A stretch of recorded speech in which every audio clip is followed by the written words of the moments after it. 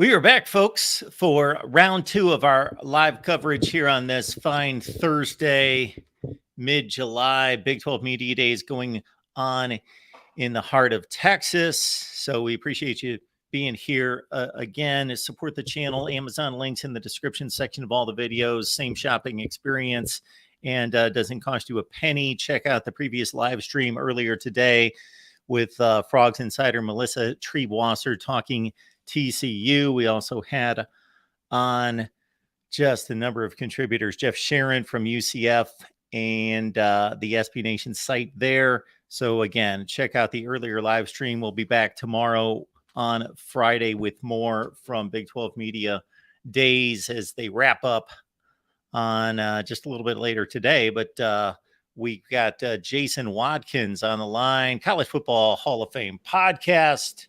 Of course, Jason makes our show work every Wednesday on the Oklahoma Channel Sooners Live as well. But College Football Hall of Fame podcast is your destination to track everything that Jason is doing. Jason, what's going on today? Oh, man, what's going on, man? We're just got back from the stadium over there, just hanging out, thinking about going and hitting that pool here in a little bit. Very nice. Well, I won't keep you too long because, yeah, I got to believe it's a bit toasty down there. It is, and it's humid. So it's, a little different from the heat that we've been going through most of it. So not too bad, though. We've been enjoying it. It's been kind of eye-opening, some of the stuff that you're hearing there at the media days. A lot of, just a lot of stuff where it almost feels like Oklahoma and Texas are already kind of outsiders. There was some glad handing that kind of happened with Commissioner Yormark there for that first, his little spiel at the first of it. But it seems as though everybody seems to be ready to see him go on down the road to the SEC, and I think they're ready to go too. Well, that's what I was curious about, is the vibe in the building, the line of questioning. Of course, one of the big storylines for this conference is, of course, continuing to expand and realign. And Brett Yormark made the comments that I thought were quite amusing. I know that he's trying to play both sides of it, but he said in one statement, hey, we've got a plan. We want to execute it. And he was obviously talking about expansion. Then 2 sentences later, he's telling us, hey, if we've got to stay with the number of teams that we have currently, we're fine with that. It's perfect. So I don't know how both can be true. His way of moving, for this last 11 months, what has shown you that be the case? That 12 is where he wants to be. I don't think there's any way that's the case, but I could be wrong. Brent Venables and players hit the podium. I did not catch what Oklahoma players were selected for media days.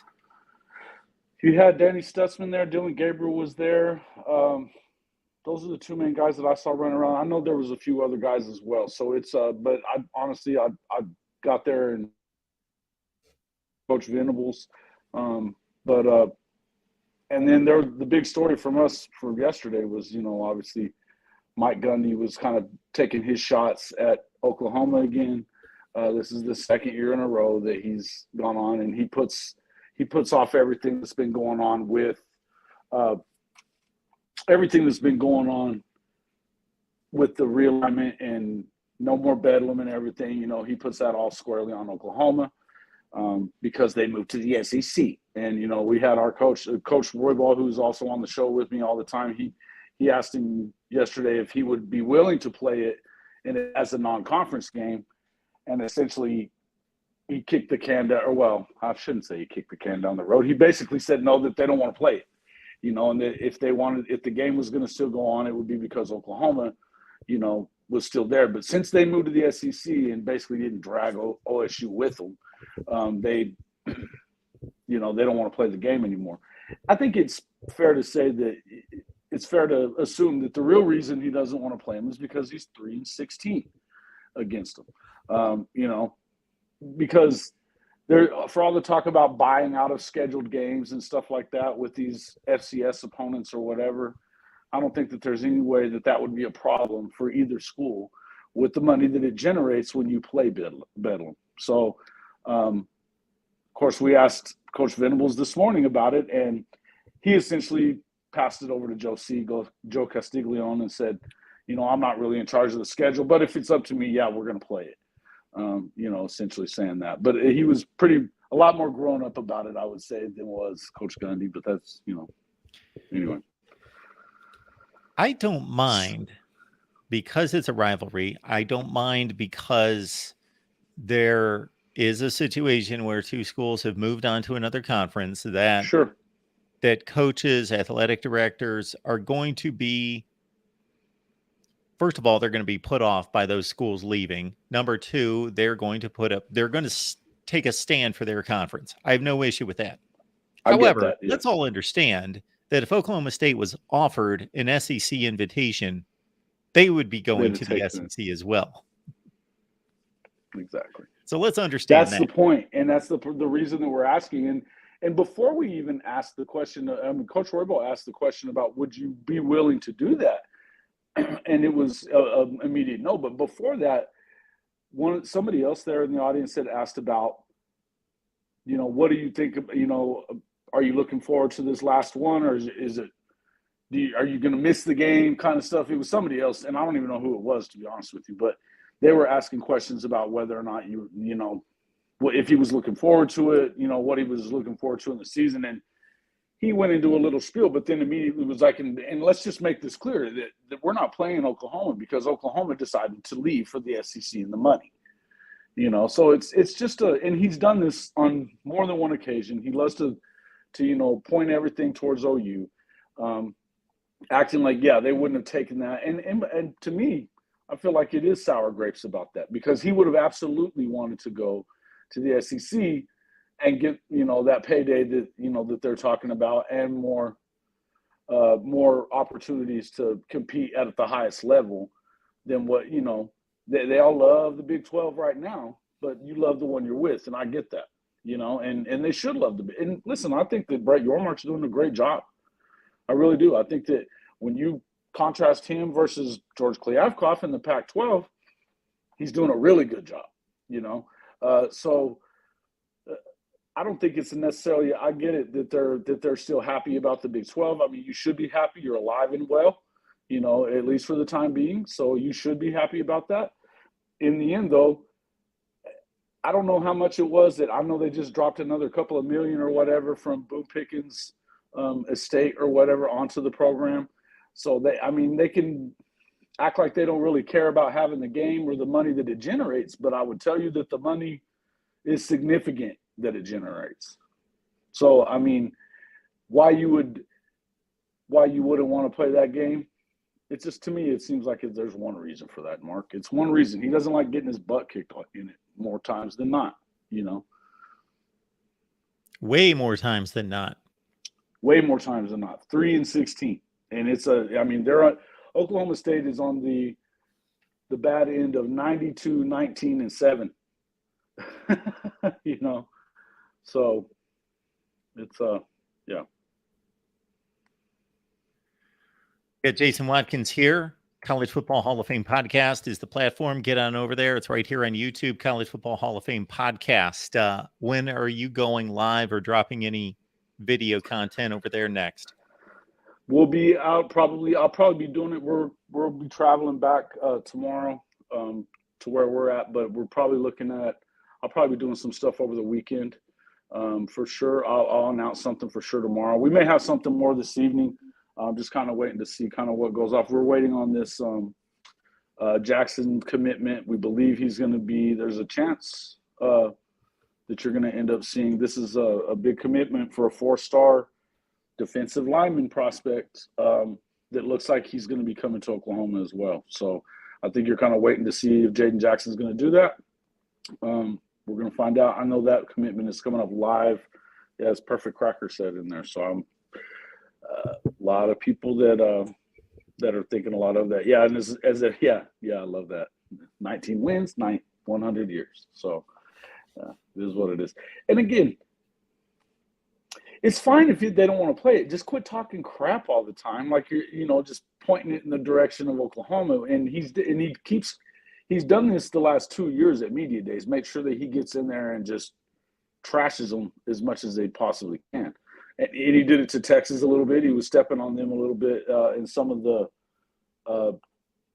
around the way they've got all the radio stations and some of the other, small TV stations and things like that were there. And he spent. Who was that? I think he was there with. It wasn't KRF. It was somebody else. But anyway, he sat there and did 30 minutes with them, and he was teeing off on both. So, I get it, and it's fine to take up for your conference. I understand that, but let's not relax, dude. You are waiting that invitation yourself. So let's not be crazy.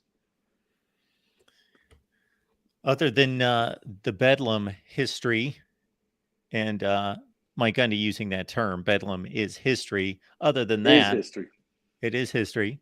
It is history. One more game to play, but it's basically in the books, and Oklahoma's moving on. What else did Brent Venables talk about? Obviously, he's got to be talking about a defense that needs to improve, and he's already basically promised that it's going to be much better. Absolutely. And I think that that was the first thing I asked is this, how much did the transfer portal play into that? And the way that you're recruiting some of these guys that are, the high level, high 4 and 5-star guys, particularly on the defensive line. And he said, that they accepted that challenge when they got the job. They knew that there was going to be, and I believe it's 90 out of 123 kids on the roster, over 90 of them are new to the program, starting with either last year or what is that? There's 0% chance that OSU prompted dropping Bedlam. What does that mean? I think basically what Levi's saying there is that Oklahoma's moving to the SEC, therefore they're kind of moving on from that series. And that's not true either. That's a 0% truth to that. They said that they would play it. They still will have openings for non-conference. I know that's been openly discussed as well at length. This isn't a new subject that we're talking about. So you think that they don't talk about that? I mean, we're talking about 2 schools that are 80 miles away. And there's more people than not want the game to happen. I think that you would have more Oklahoma State fans that don't want it to happen because they're sick of losing the game just like he is. But there's a lot of Oklahoma State fans that think it's cowering. And Cody would tell you that. I'm sure he said that to you last night. He feels like that they're cowering to them. And he doesn't want to do that. He wants to see them continue to act like it matters to him. Because it should matter. But that being said, that's not where we're at, and that's not a true statement right there. They did prompt it. They didn't want to do it just because it gave them an out to do it. But I get that part, but that's not the deal. Anyway, as we were saying about the rest of it, over 90 players that were not in the program starting last season when Coach Venables took over. I mean, that's how much turnovers there's been. So for all of this talk about, the Colin Cowherds of the world and stuff like that, saying that they had a ton of that they had a ton of talent on that team still, that it wasn't gutted. I mean, we all know better than that. You know, there was over 44% turnover during that last year. At this point, it's like 85, 86% turnover since Lincoln left the program. So they're doing the things that they have to do. I think that you still have some youth as far as the recruits that are coming in this year. You've got Peyton Bowen, who's a 5-star safety. You've got PJ Adebawari, who's a 5-star defensive lineman, the tackle edge guy, that you would expect that they could possibly see quite a bit of time. I was thinking of guys like Makari Vickers, who could see some time at the corner position, maybe in some nickel coverage, things like that. Samuel Omosigo, he's another one of those players that you would expect could possibly get some of that time, because the linebacking core is a bit thin. You know, the guys that they have, they expect big things from them. Guys like Danny Stuffsman, Jaron Kanak, you know, Kobe McKenzie, those guys. There's some guys that look like they're going to step up and like they understand the system quite a bit too. But that was one thing that he talked about too, was that changing systems to what they did, you know, it was tough for them at times. And you could tell that what really was, by the end of the season or by the fourth quarter, they were running out of gas. Yeah. Is it Gundy's quote, we're signed up through 37. We're not obligated to change for them. He did say something along those lines. Is he signed up through 37? I think that's debatable. I tend to doubt that he's got.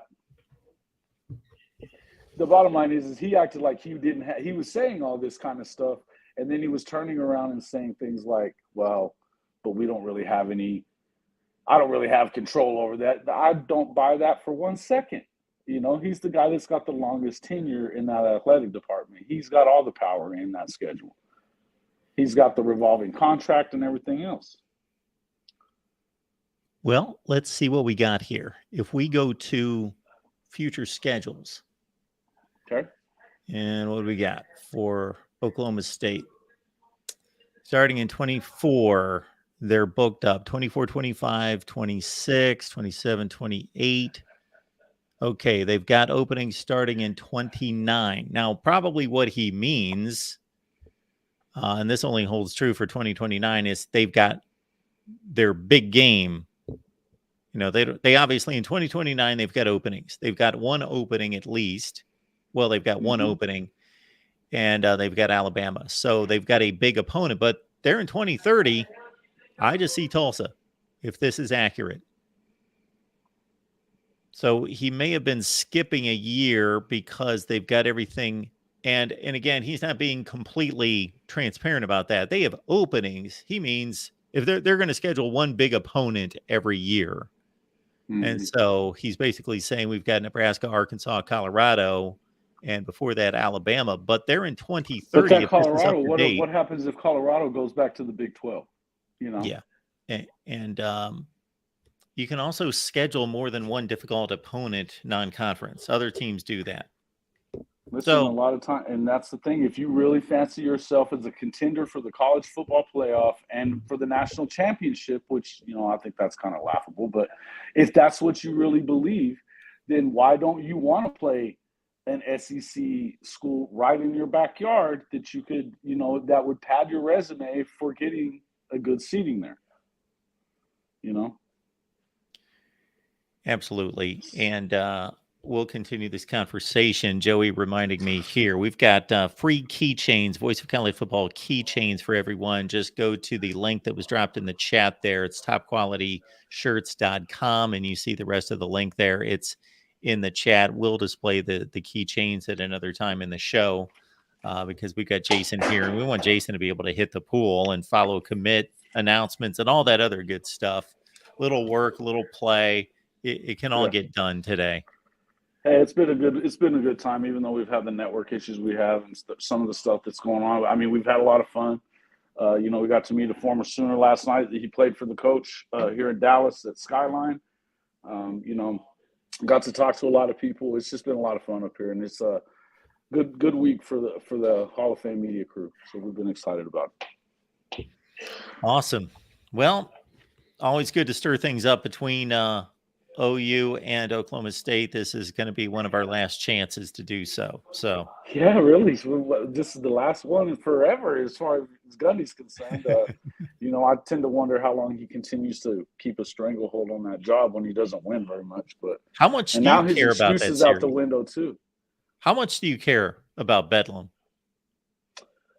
I like Bedlam because I think it does elicit so much. I mean, you don't like them. You don't like them. They don't like Oklahoma. Oklahoma fans don't like them. And in some ways, it's even more prickly than the Texas series. The Texas series. Some people were saying the other night that they felt like, and I was on Jay's show, I think, and that they felt like it was there's more respect between Texas and OU. Maybe. I think that OU doesn't have a ton of respect for Texas right now because they don't win anything. They hadn't won anything since 2009, not even a conference championship. So, but that being said, I mean, they're obviously going into the SEC together. They were kind of partners in that deal, but they get lumped together a lot too. So I think that there is that, and they recruit on the same level. I think when it comes to Oklahoma State, it's little brother. It's little brother. It's Okie Light. That's what I call him all the time, is Okie Light. So, there's a little more. I like the series. I mean, I can tell you that I like it because no matter how good they are and how bad Oklahoma could be at that time, you want to see the series because you're going to probably ruin their year, and maybe help yourself a little bit. Now, as far as beating, is it a real rivalry? No, you got to win more than 19 times in 100 years. You do. Okay. It's not Well, the you're same closer to the situation. You're an OU guy, and it's always funny when there are lopsided rivalries because some people just consider them to be rivalries regardless of what happens, just because Sure. they're in the same Well, I'm conference, they're saying in a the lot of same people state or don't really whatever the think of it. history is. And other people say, well, if one team dominates, it ceases to be a rivalry. For me, that's a rivalry. To me, matters to Bedlam you, it is a is. rivalry regardless, but I'm not as close to it as you are. I do believe that if you review the landscape of college football, every state that has two major schools, they play. Yeah. I'm thinking of I everywhere tend across to the wonder how country. long it's going to take for the legislature to step into this one. You know what I mean? Yeah. I think at some point you're gonna realize there's a drop in revenue when it comes to that. There's a drop in hotels and things. I mean, I'm not really hotels. There's only 80 miles between them, but there's got to be money that's generated throughout the week, and it's fun for a lot of people. I think that you're going to see some legislators will probably get in there and be like, hey, these guys need to play. It's important. Because it generates TV eyes, it generates people in the stands, it generates tax money. I would say that it's something that'll work itself out. Now, as far as is it a rivalry? Is it not a rivalry? I mean, I'm just going by it's easy for an OU fan to say it's not a rivalry. I think it is a rivalry. I think it is because they've played it every year for 100 years, every year. This is, and this, to me, that's why I feel like I'm upset about it not going. What is the problem with all this realignment that's happening, Mark? In my opinion, and we've talked about this before, when it comes to like the Pac-12 and Big 12 and all that stuff, I hate it that all these changes are happening that are going to take away some of these rivalry games. As far as even in the SEC, if they don't end up going to that 3-6-6, 9-game deal, some of those games are going to go by the wayside to every other year. And I think that's ridiculous. And it's not fair to have that be the trade-off. I don't care what Nick Saban says. I think it's crap. And the thing is, there's no way to really hide. When you start looking at that first year for Oklahoma in the SEC, we talked about it. That's a murderer's row schedule. It is. Texas's schedule is a little more manageable that first year. But they do have Georgia, who could be, 3-time defending champions at that point. They could be. But, of course, they get them at home. Oklahoma has Alabama at home, but they've got road games against LSU, Auburn. in that first season. It's going to be a tough way to go. And I think that's going to be the case every week. But you're going to tell me that the Iron Bowl is going to be the only one protected when Georgia-Auburn is the oldest rivalry in the South? I think that's crazy talk. And no more Tennessee now. No more Tennessee-Alabama. I'm just talking Alabama. But no more Tennessee-Florida, because Florida and Georgia are tied at the hip, so that's always going to happen. They're going to take away the Lone Star shootout between Texas and Texas A&M again, when it's they hadn't played the thing in 12 years, and now we're going to wait again every other year to play that one again. I think it's just stupid, And I know that not every one of those schools has a major rival. When you start talking about Missouri and Arkansas, Arkansas has some rivals and stuff like that, but it's not a natural forever year rivalry. Some of them have been. The argument has been, well, those are made-up rivalries, things like that. Well, when they play it on the field every year, it does turn itself into something like that. It gets to where, you're going to play them every year. And so if you've had any kind of back and forth with them where it's been competitive, it does become a good game. Do you put it up there with the Iron Bowl? Of course not. Of course you don't. But I still feel like the more we lose these rivalries from the game, the further away we're getting from what college football is supposed to be about. And I don't like it. That part I don't like. I want to see them play the teams that they hate every, week after week after week. I want to see more of that. And I think that the rest of the country does too. That's just me, though. I'm right there with you, Jason. Jason Watkins hosts our Oklahoma show along with myself each and every Wednesday. That's a good time each and every Wednesday on the Oklahoma channel. And catch Jason on College Football Hall of Fame podcast. It's right here on the banner. And again, Jason's a great follow on Twitter. There you see it, Birdie Man Dub, Hall of Fame College Football podcast. Thank you. Definitely follow Jason. And Jason, head down to the pool. I know you got a commitment announcement to follow as well, and all sorts of other stuff to track there at Big 12 Media Day. So we appreciate you being here. Hey, thanks so much for having me on the show again, Mark. I appreciate it. All right, we will keep it moving here at the Voice of College Football. We've got our guy Steve Helwick standing by from AT&T Stadium. Steve, how you doing today? I'm doing pretty well. We just wrapped up our day 2 of media days at AT&T Stadium in Arlington. It's the first time I've been to this event, and it's the only year we will have it in this 14-team iteration with not only BYU, Houston, UCF, and Cincinnati, but also Texas and Oklahoma. So it was a bit of a welcoming party and a farewell party at the same time for about 6 of the 14 programs involved.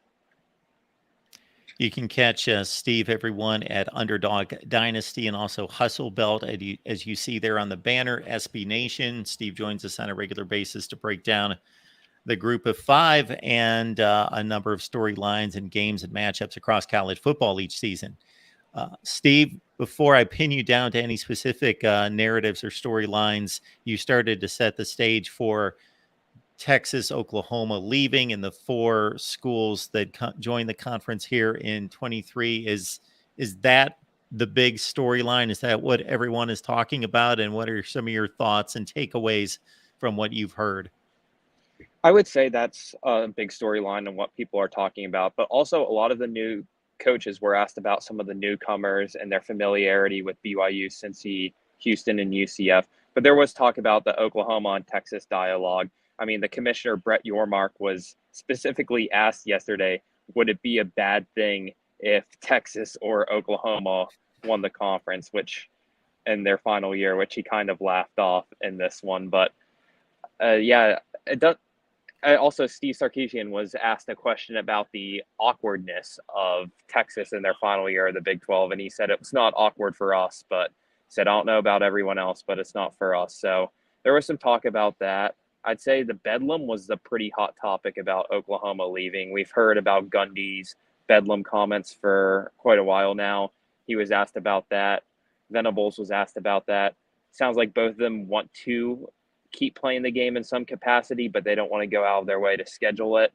And Gundy kept saying that this is Oklahoma's fault for Oklahoma was the one who decided to join the SEC and mess up the scheduling, while Venables was just saying, I'm not in charge of our schedule. But if there's a way to make it happen, like as a fan of college football, it would be a good thing for the sport, but we're not going to go out of our ways to do it. So it's kind of sad to see such a historic rivalry die. I mean, we've had some great bedlams over the years.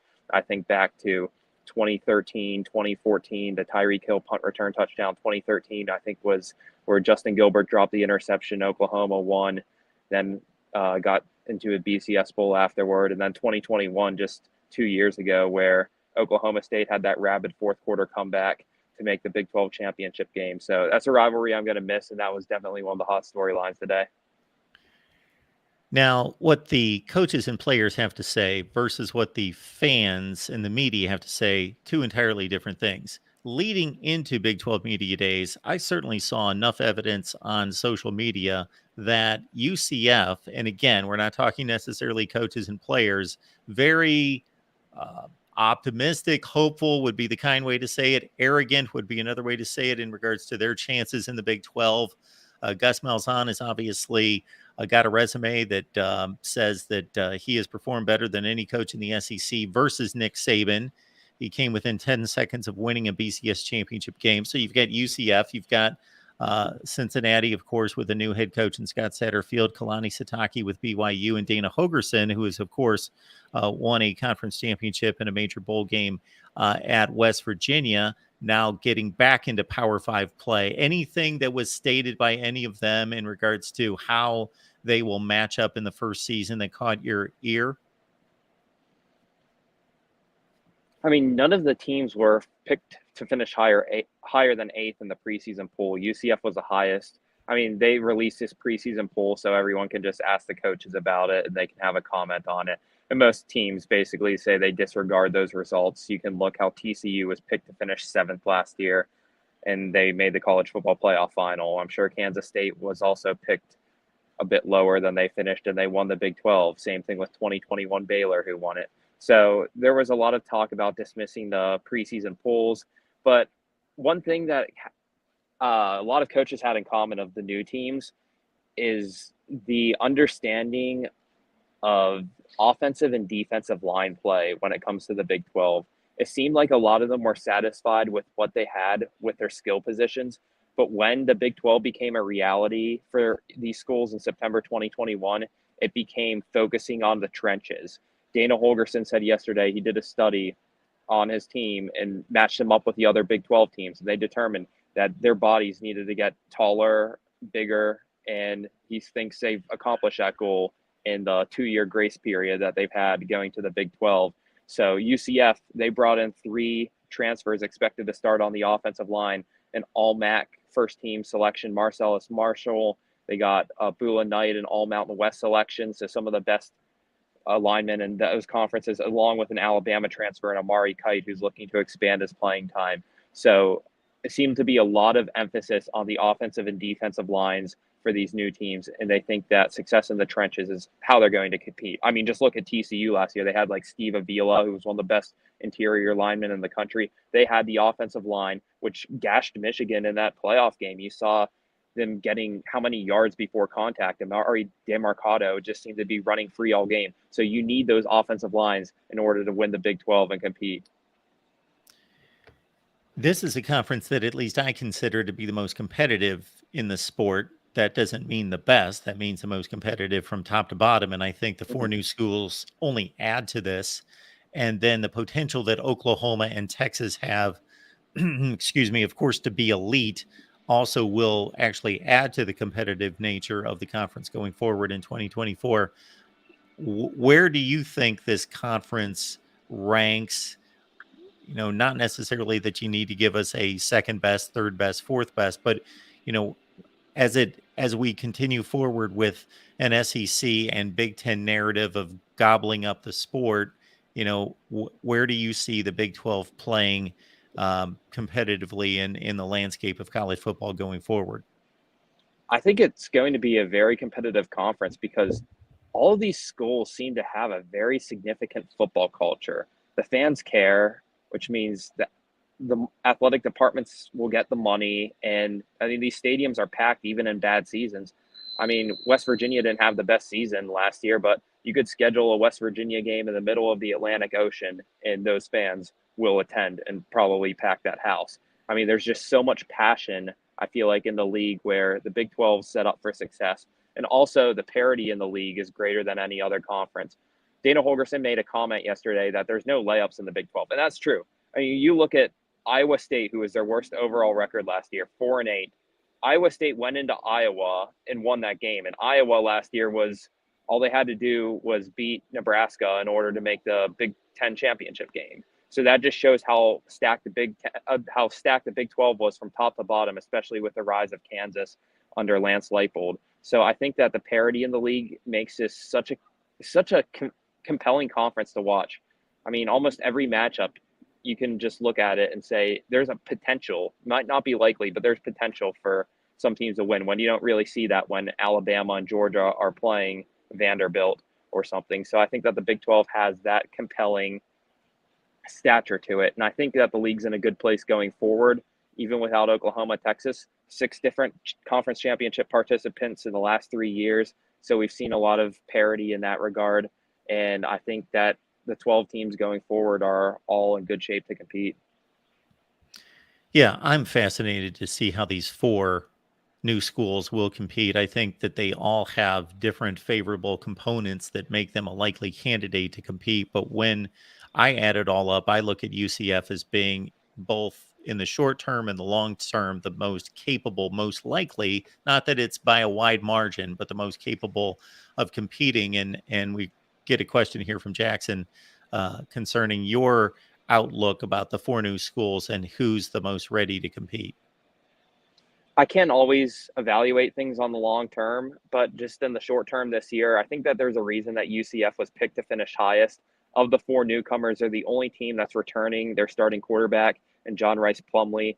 And although there was inconsistency at times last year, he's a dynamic talent, a great dual threat quarterback, and having that security blanket of a returning coach quarterback combo really helps for the offense. Also, they are loaded with SEC transfers across their entire roster. Their receivers, Javon Baker, who was here today at Big 12 Media Day, along with Kobe Hudson. That's going to be an offense that's going to run up tempo, and they're going to pile on the points just like they have for ever since the Scott Frost era. We've seen UCF finish top 5, top 10 in scoring and yards per game so many times in that area. And also, I think that they're pretty fortified with a returning defensive line. They have 2 first-team All-AAC selections back on that defensive line, Tremont Morris-Brash and Ricky Barber. So I think that they're well-equipped to handle the trenches. So I do think that UCF short-term is probably the best slated to succeed, but UCF did let some games go last year that were pretty inexcusable.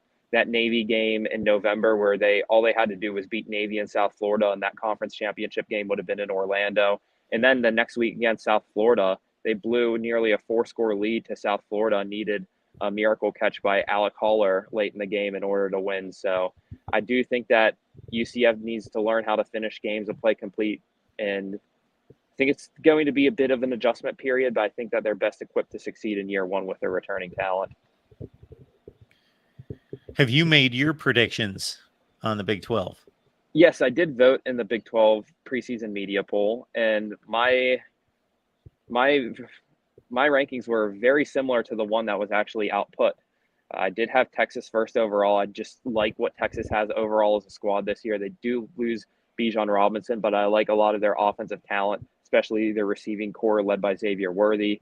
Quinn Ewers, I think, is going to make a big jump from year 1 to year 2 as the team's starting quarterback. Then defensively, they have star talent in Jalen Ford at linebacker. I think they worked the transfer portal well, getting Jalen Catalan at safety. I think that Texas just has good depth all around. And last year, Steve Sarkisian really made a jump from that 5-7 season to 8-5. And I expect to make another jump, kind of like what we saw from Texas from at the beginning of the Herman era. Herman went 7-6 and then got to the Sugar Bowl the next year. I feel like this is a year for Texas to make that jump with their returning talent under Steve Sarkisian. A lot of people like Texas Tech. Your thoughts about Joey McGuire's second team?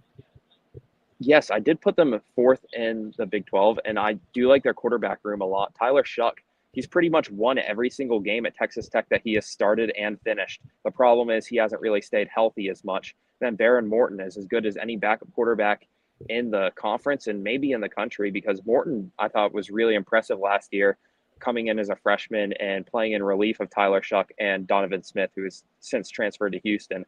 But I do like a lot of what Texas Tech returns.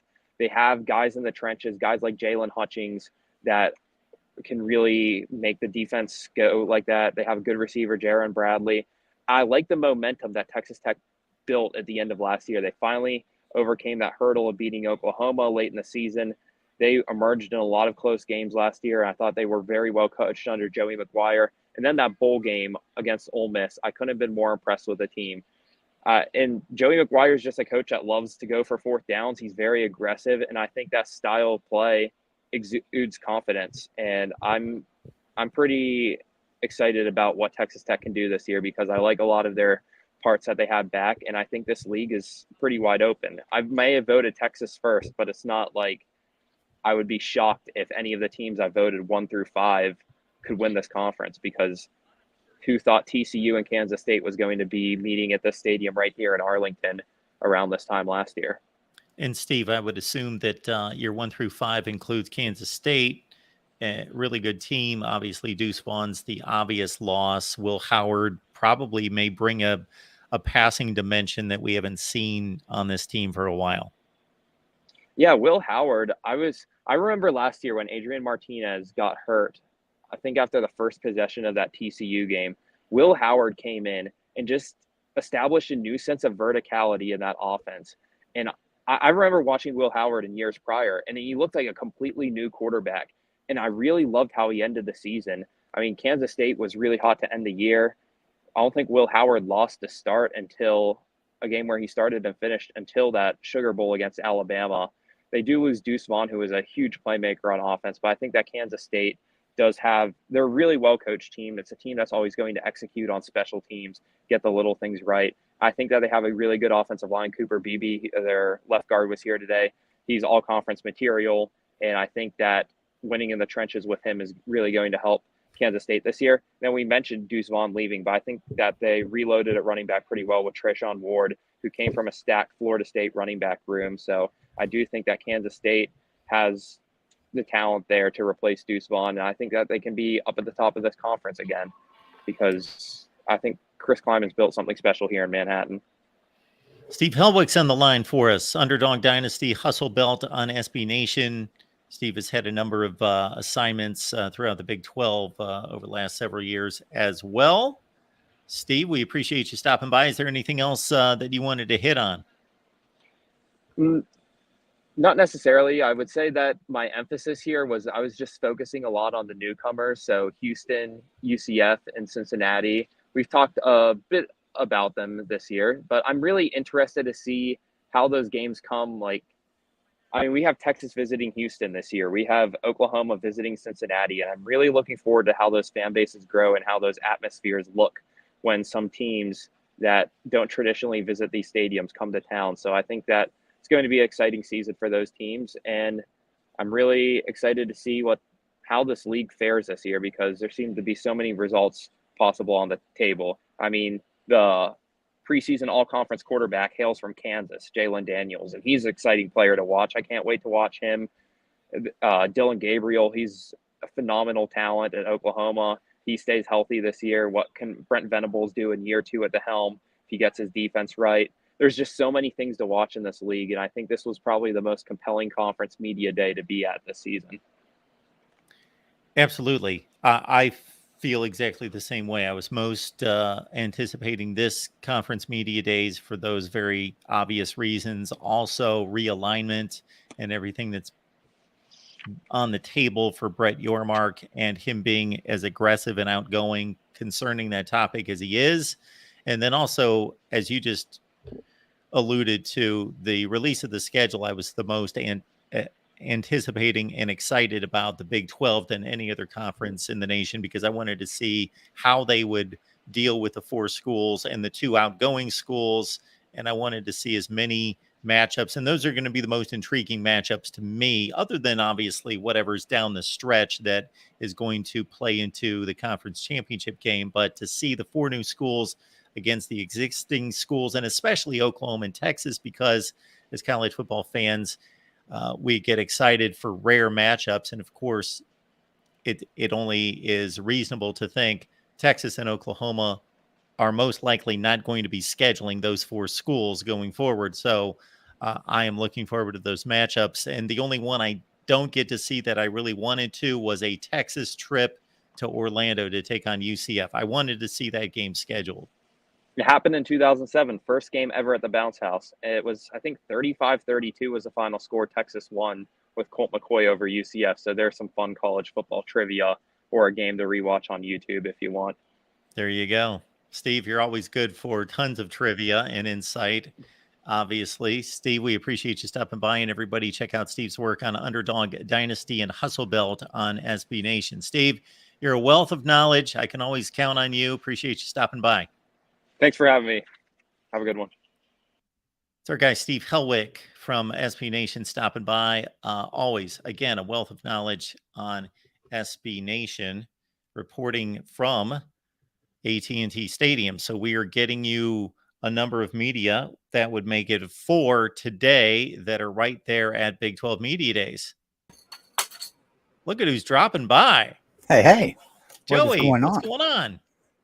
Oh, nothing, man. I get excited this time of year because it's sort of like, to me, it's sort of like the kickoff of college football, right? When all these media days start happening, because after media days it comes back and practice gets more serious. You're getting your team more ready to play, and so I love this time of year. I think it's like my kickoff for me.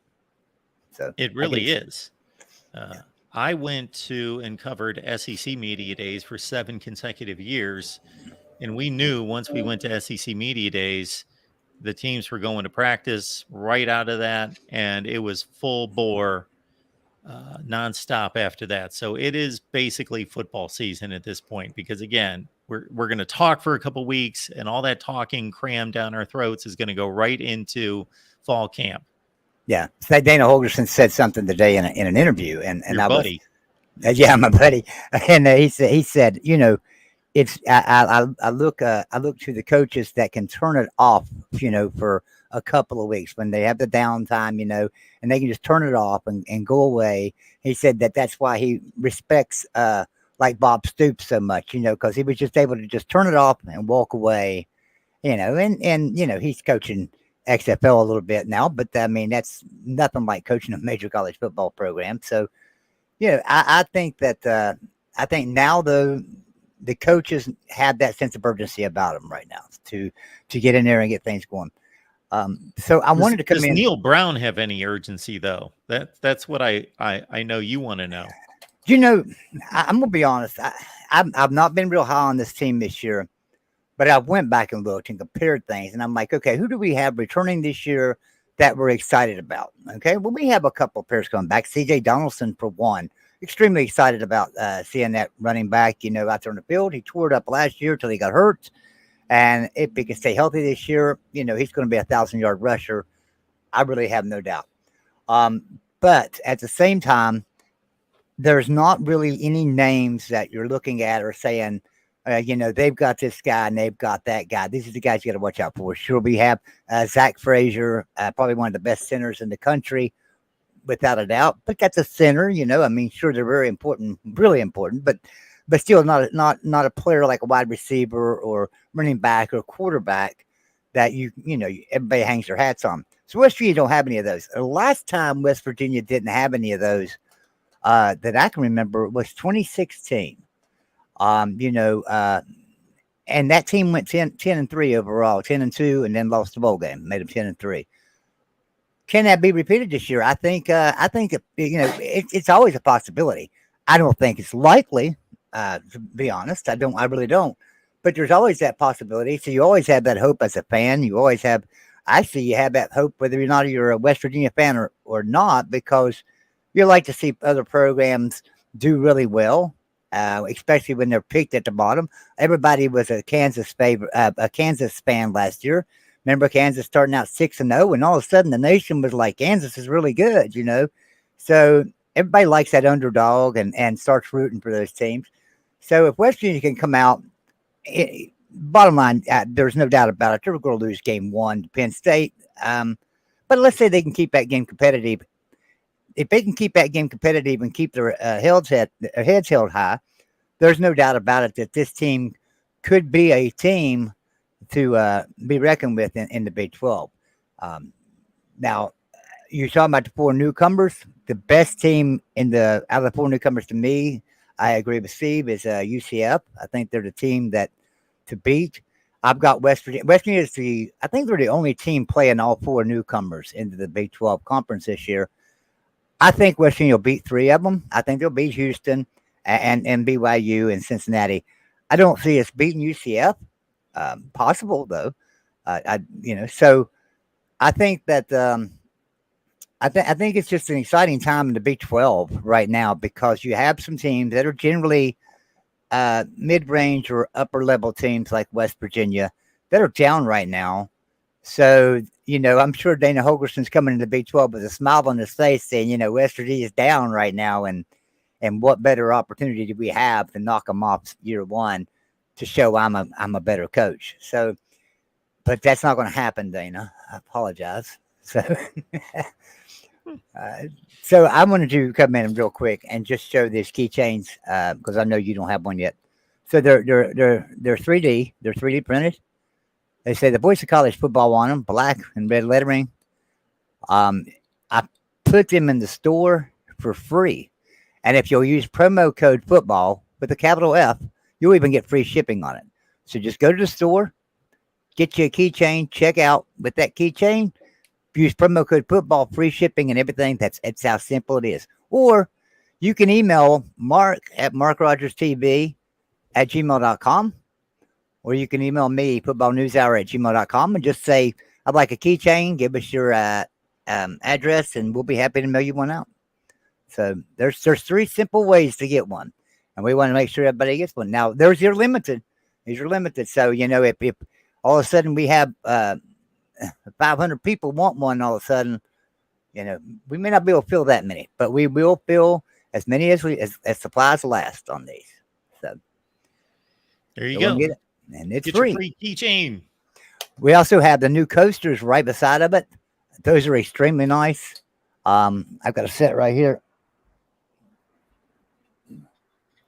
I've actually got the other set in a box over there, boxed up and ready to ship out to whoever orders it. But Hey, I've Joey, got the one thing I've not been able to answer for people is how many coasters do you get? You get 5. Okay, 5.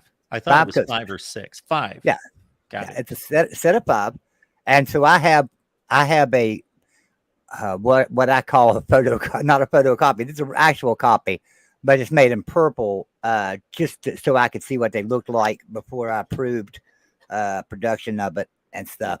So I've got purple ones, and the coasters now they're red instead of purple, and the holder on this one that holds the coasters is purple as well. But the whole holder on the other coasters are black, and the coasters are red, and they say, and I'm turning it around here, the voice of college football. So we have those in the store as well. Hey, you can get free shipping on these too. Listen, don't check out with the code football and put more than one item in your cart as far as the keychains or these coasters. Keychains and these coasters are only 2 things that are free shipping, and if you put something else in there with it, it's not going to allow you to have free shipping.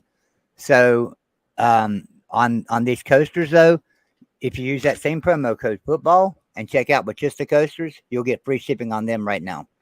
So a couple of new products that we're excited about, but we're really excited about these keychains that everybody can get one for free. Email us, go to the store and check out with one, however you got to do it, however you feel more safe or comfortable doing. And that works for us. So people asked me for years and years and years for merch. And I wrestled with it. I contacted this company and that company, and I messed this up, and I did this, and I tried this, and I ordered stuff, and I got stuff delivered, and it wasn't the way it was supposed to be. And I messed around with this for years, and I still had people going, when are you going to have some merch? And I was like, you know how many hours I've put into this, and I still don't got it right. Then I found Joey, or Joey found me, or something. We found each other, and Joey's been a godsend. So we do have some amazing merch, and the best thing about it is we have two lines. So we have top quality and we have good quality. There is no junk in our store. So if you want a T-shirt and you want to pay $21.99, we've got a basic T-shirt $21.99, that you can get. But if you wanted to go a couple of levels up, about 3 levels up, and get our top quality, you can get that for just like $8 more, like $29, I believe it is, if I'm not mistaken. So that's a great thing to be able to have a couple of lines to choose from, and know that either one of them is going to be quality. But if you want a top quality form fitted T-shirt, get the one for $29. If you just want a shirt to, hey, you want a Voice of College Football shirt to run around town then and just have some fun, get the $21 one. That's fine. They're both good quality shirts, but that top quality shirt is going to be a lot better made, obviously, And then we do the same thing on hoodies. We have a very good quality hoodie, a nice thick hoodie, and then we have a top quality hoodie that zips up. And the best thing about that hoodie, scroll up there, Mark, to the other hoodie. There you go. The best thing about that hoodie is zip up, but it's monogrammed. So this monogram says the Voice of College Football. It's not a decal. And $59 for that. But it's the highest quality. So, the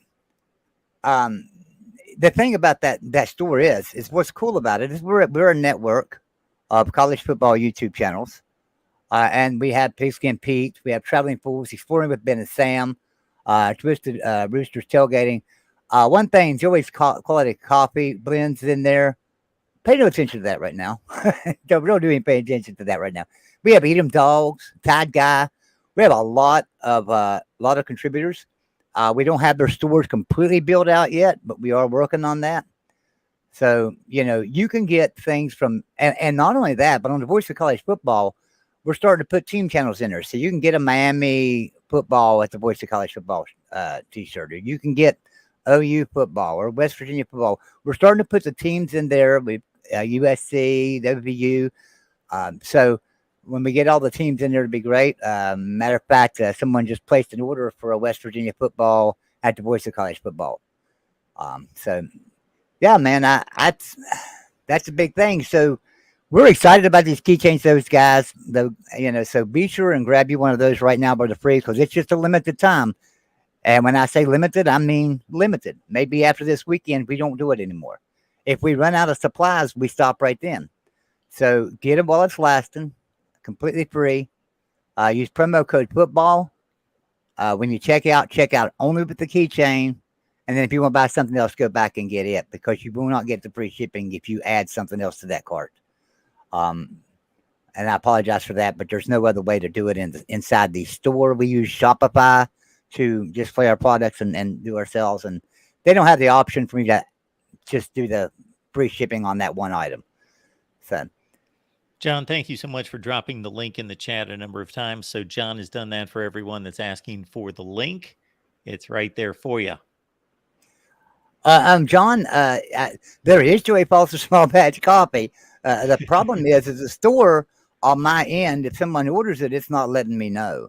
And I don't know. It's something I've done. It's on Joey. It's not on anything else. And I promise you, I will get that fixed. If you want to go ahead and order it, we'll figure it out and get it fixed. But but yes, anything that you guys would want, and there's discounts too. So read everything when you get there. You'll see that you get discounts for purchasing so many items. You can, you get percentages off. And that stuff's pretty much automatic. So if you purchase 5-6 things or something, you're going to get a discount percentage off of it automatically. So if our guy Corey Braddock can figure it out, anybody can figure it out. He said he just ordered his. Very simple. There you go, Corey. Thank you, Corey. So anyway, so yes, I'm very excited. Back to football now. I'm very excited about this year in the Big 12. Big 12 Media Days has got me really fired up, knowing that it's right around the corner and knowing that it's coming up. So I'm sure everybody's that way. I'm sure when Big 10 Media Days was done, John's excited, and next week's Pac-12 Media Day, I'm sure Tim and Tony are going to be excited because it kind of gets you fired up and ready for football. It does me as a fan anyway. So. Well, Joey, I know that Pac-12 Media Day is going to completely overshadow this, but it's also SEC Media Days next week. Yeah. From Monday through. So the SEC does it big for 4 days. They take up 4 days, Monday through Thursday next week. Then the Pac-12 is going to try to sneak in and try to shut the place down. I think they're going to Las Vegas before anybody asks them about their media rights deal. Well, that's going to be the first question asked. If they don't announce something. That's going to be the last one asked, too. I think that's all anybody's going to talk about. Yeah. So, what's a deadline? Who cares about deadlines, right? So, John says he just got his keychain as well. Good job, John. Ed Rogers saying, will West Virginia make a bowl game? I do believe so. I do. After looking at everything, it's going to be tough. It really is. Because I can pick out 5 wins. It's hard for me to find that 6th one, but will they do it? I think so.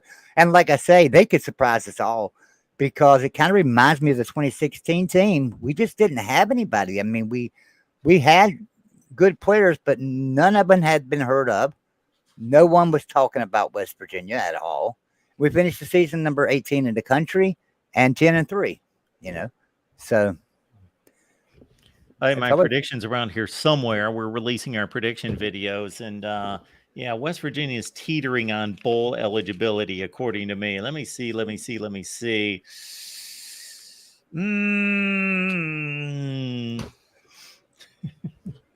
Yeah, it's going to be tough. I'm going the other way. Yeah, and that's fine. I think most people are, especially most media outlets. I mean, we were voted last in the Big 12. I don't know how we voted last in the Big 12.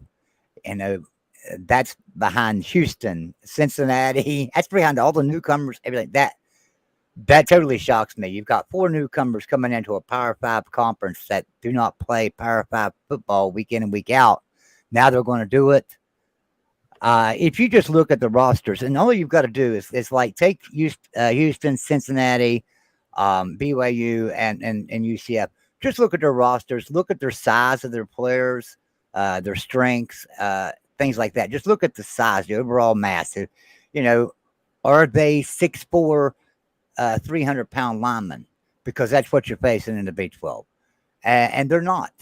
So I do not see why they would pick West Virginia dead last myself. But never know. Well, even your buddy Dana Hogerson said that he did some research on his roster and they don't stack up. He said flat out, we need to recruit taller players, bigger players, need to bulk up the guys that we've got, or we're not going to be able to stand up at the line of scrimmage. Right. And that same thing. It's not just on Houston though. That's on UCF and that's on Cincinnati as well.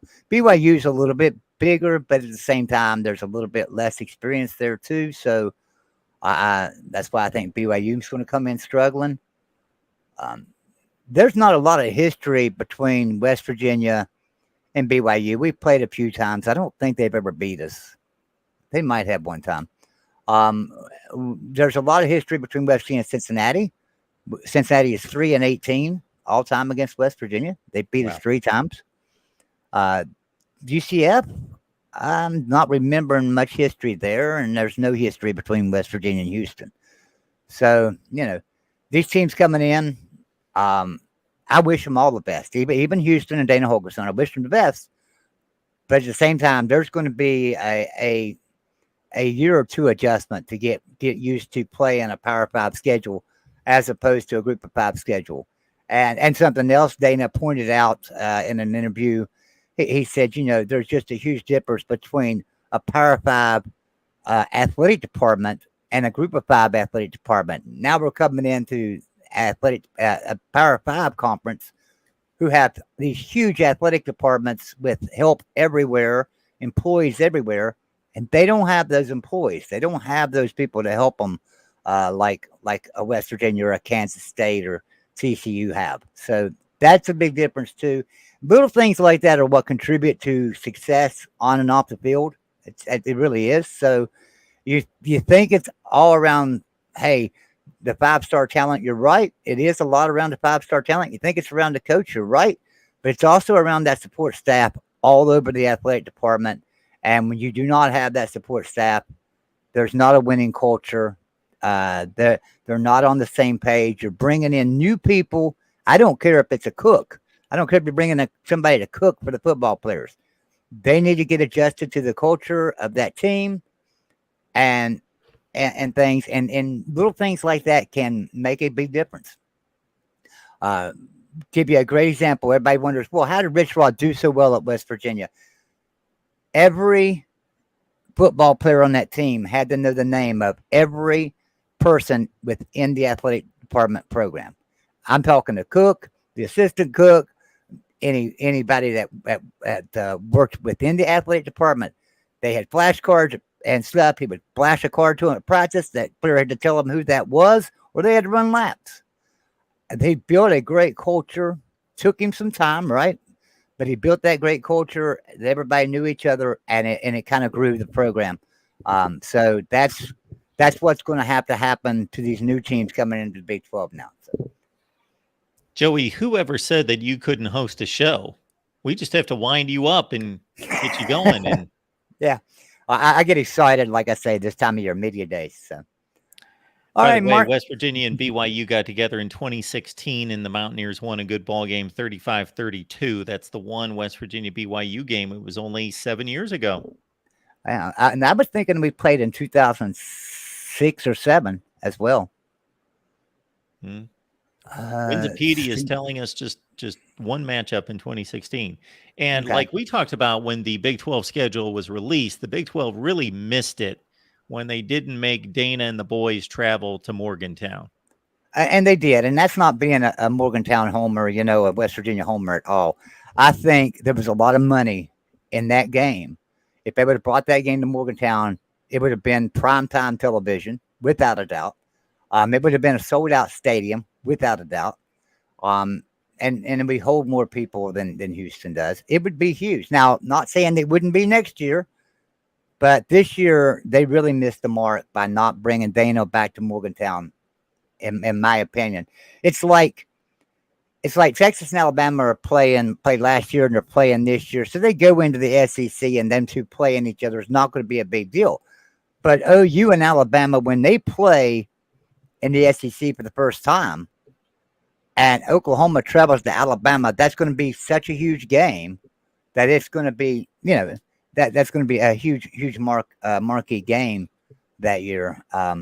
So, and if Alabama has to travel to OU, probably still a big game, but probably not as big as it would be if they played at Alabama, in my opinion. So. Yeah, well, just knowing you and other West Virginia fans, I know what the emotion, the vitriol is against Dana Hogerson, and that's going to be there to a certain extent in future years. But that first year, and if you love college football and you understand the narratives, and we've got our guy Jackson here in particular who loves college football across the board, as we all do, but you don't have to be a Houston or West Virginia fan to know that dynamic between. So that game's going to be of interest outside of those two fan bases to just people like myself that know the history and the storylines. That would have been great. And you make Dana play at Morgantown, but they didn't see that. They didn't go there. And I'm sure there were some scheduling conflicts or interests, possibly. And possibly they just missed the mark. Maybe in all the ruckus of the shakeup of conferences, they just missed the mark on this one. But they missed a huge opportunity. I realize that they think one of their big games is going to be like Houston and Texas Tech, but they played each other the last couple of years. Texas Tech beat them. This would be the first matchup ever in the history of West Virginia and Houston. It'd be the first time Dana Hogerson's happened to come back to Morgantown. And Neil Brown on the hot seat, needing to win, needing to beat the old West Virginia coach. I mean, you can't write a better story. So They I missed hear it. you. I Now, see Jeffrey Foster just ordered his keychain. Thanks, Jeffrey. very nice. And with all the great questions that have come in, actually, this is the best question I have heard all day. This is the best question. And it would, of course, come from a professional journalist to ask the best question. How do you donate to the Voice of College Football? You talk about a great question. That is the question of the day. Well, we've got Venmo, we've got PayPal, we've got Cash App. Mark Rogers TV is the handle on all of those: Venmo, PayPal, and Cash App. And if you want to go to the direct link that's in the description section of all the videos, you can go right to the link: Venmo, PayPal, and Cash App. And of course, we've got the super chat available right here as well.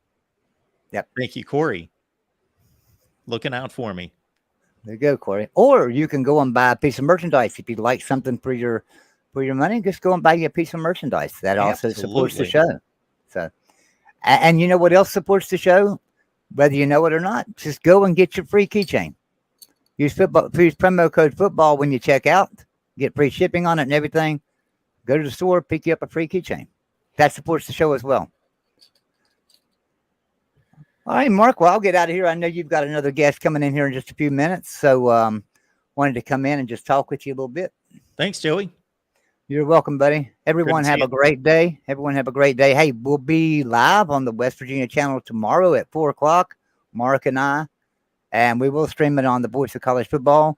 It will be probably the last time we stream on the Voice of College Football main channel plus the West Virginia channel. We're going to transition that over to just the West Virginia channel. So it's going to be the last show on both channels. So we appreciate you guys' support. Everyone have a great day. Mark, I'll see you later, buddy. Thanks, Joey. Appreciate it.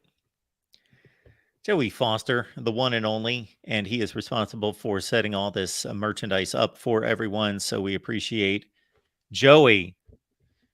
We also appreciate all the contributors that stopped by to talk Big 12 Media Days the last 2 days. Earlier today, Melissa Treebwasser, Frogs Insider, TCU. Also, Jeff Sharon from SB Nation's UCF site.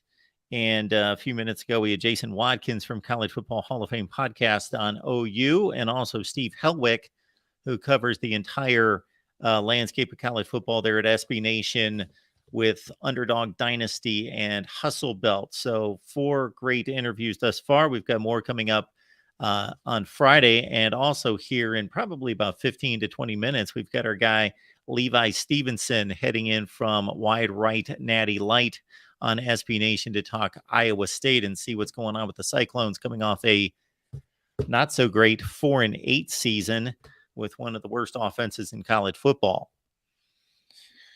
I wanted to address, as well as many of you wanted me to address, the CW agreement with ACC, and we will get to that in just a second. Of course, we want to honor all the super chats that come in. So Pack Daddy, gotta love that name, Pack Daddy, just rolls off the tongue.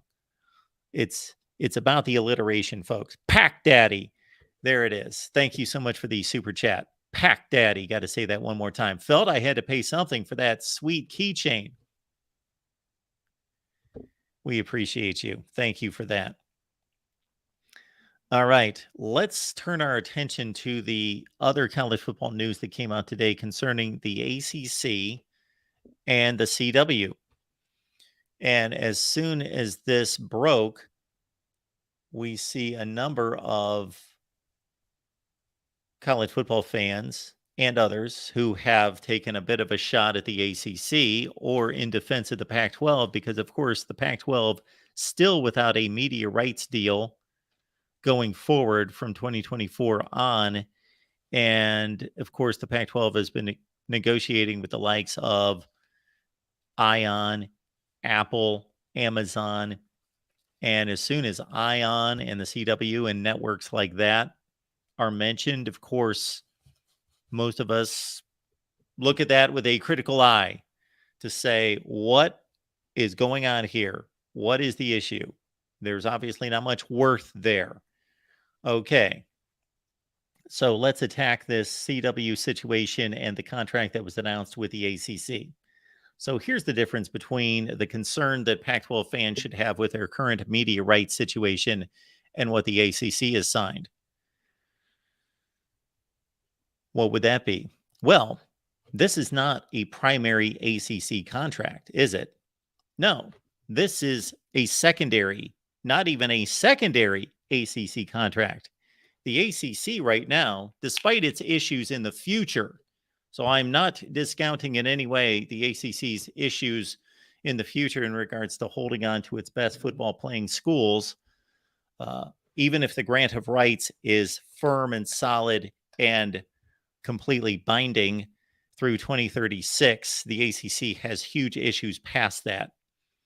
And depending on what type of legal battles could ensue before that, they may have serious issues before that. So I'm not discounting that in any way. We have addressed that, discussed it many times here at the Voice of College Football. But in regards to comparing what the Pac-12 is dealing with and what the Pac-12 is negotiating and whom they're negotiating with compared to this deal, let's understand this is not primary to the Pac or to the ACC. Okay. So, for example, on any given Saturday afternoon last fall, in setting up my TV schedule and the myriad of games that I keep track of, well, the ACC is showing its games where? ABC, ESPN. And between those two networks that are, let's face it, in addition to Fox and CBS and coming up this fall, NBC, that's where it's at. That's where 90% of the eyeballs are on ESPN, ABC, which are under the same company, of course, Disney, Fox, CBS. Those four networks own 90% of the TV households and eyeballs for a college football Saturday. Now, somebody's going to go crunch the numbers and find out that it was 88% on November 4th. Okay. So let's understand. So you're going to see on a typical Saturday afternoon, you're going to see with the ACC playing in conference, they're going to play 7 games. Of course, they got 14 teams. They're going to play 7 games in conference. Out of conference, early September, 14 games. That those games are going to be, there's going to be probably 2 to 4 games that are going to be played on ESPN and on ABC. Then they're going to play a triple header most Saturdays on the ACC network. So you're up to the entire conference schedule is going to be played on those 3 networks, excluding, I found this out this past season, I found something called the Bally Sports Network, which actually is a little bit more big time than it sounds because they carry Major League Baseball and a lot of big time sports, the NBA. And basically it's a replacement for the old Fox Sports regional networks. So that's where you could find the bottom rung ACC games this past season. That's where they were placed on Bally Sports Network. So what do we see here? We see this CW contract basically as a replacement for Bally. So we will hit this, and then we want to get back to Big 12 Media Days coverage because we've got our guy Levi standing by. But let me just hit on this real quick. The CW network announced on Thursday it has secured the rights to 50 ACC football and basketball games. So right there, for those people that are trashing the ACC, let's understand when it's announced 50 games, what sport is going to take the majority of those games? So they're not going to be primarily football games. I would bet that that's going to be a 35 to 15 split, something in that range. Here's what you need to know. First ACC football game is going to be September 9th between Pitt and Cincinnati. The CW will broadcast 13 football games. There you go, 28 men's basketball games. That's 41, and 9 women's college basketball games. So 13, I missed it by 2, 13 football games. Okay, we don't need to get into any more details, but we're talking about 13 college football games, ACC football games in the span of a season. So we're not even talking about there's 15 weeks in a season. We're talking about less than one per week. It's not significant. It takes the place of the Bally sports pack with the ACC. All right, let's talk Big 12 once again. We've got our guy Levi Stevenson here from Wide Right Natty Light on SB Nation. Levi, it's good to see you. It's good to see you too. How you Been doing a long today? off season. It's It's been a long off season. It's been a boring summer, and just we're ready to get back into college football for sure. According to your T-shirt there, what is the rallying cry? Oh, beat Texas. So funny enough, this shirt, I actually got this shirt out of the Iowa State University bookstore back in 2011 when I was a student from the last round of Big 12 realignment of really major shuffling, I guess. So this is actually a well-aged shirt. It aged like fine wine. Well, because if you do notice, the S on Texas is a dollar symbol. Nice. And Iowa State's been very competitive in the series. Absolutely, especially the last, since about 2014 or so, it's probably pretty close to even, I had to imagine. Yeah, so let's go to the landscape of the Big 12 before we really grind down to Iowa State, because I found it. Well, I just find this league to be the most fascinating this particular season because of the transition of OU Texas moving on. And I desperately got what I wanted. I didn't want to see a clean transition. OU Texas out a particular season, then the other four coming in the next season. Yeah, I wanted to see overlap, awkwardness. awkwardness. 1 year really messy overlap. Yes. Yeah, absolutely. I got it. The only game I didn't get was a Texas trip to Central Florida. I just thought that might be difficult for them, kind of a tricky spot. Yeah, that would be a weird one. We did get a weird Oklahoma trip to Cincinnati, so that's good. Yeah. I was really just looking forward to sending them on the dumbest road trips you can think of. That's really what I was looking forward to with Oklahoma and Texas, and Oklahoma taking a trip to Cincinnati. Not even remotely a dig at Cincinnati, but Oklahoma taking a trip to Cincinnati is kind of a weird one. So I was happy to see that. I would like to also see like Texas have to go to BYU or something like that, which they did not that long ago, but that was for just a random out of conference when BYU was really, really good. Yeah, there were two just massive point totals put up by the likes of Taysom Hill and the Cougars against Texas, just completely embarrassed them. I think 66 was the spot one of those two seasons. Was that right at the end of the Charlie Strong era, I think? Or was that right at the beginning of Tom Herman? Yeah, and like 8 million yards rushing. Yeah. Against a bunch of Texas defenders that didn't look like they wanted to be there. Maybe that was the same year that Paul Rhodes team took out Texas 24-0 too. I think that might be the same year. I think Texas opened the season and then Iowa State beat them 24-0 later in the year. Yeah. With Joel Lanning at quarterback. Yes, the linebacker. Yeah, the middle linebacker. that moonlighted as a quarterback for the first 4 years phenomenal. of his career. Gosh, man. Can you even believe that season was 6 years ago now? Yeah, I guess to a lot of Iowa State fans, 2020 is starting to feel like a long time ago. 2020. That was well, and like it's hard to believe too that Matt Campbell's in his 8th season in Ames, which seems hard to believe, but it is.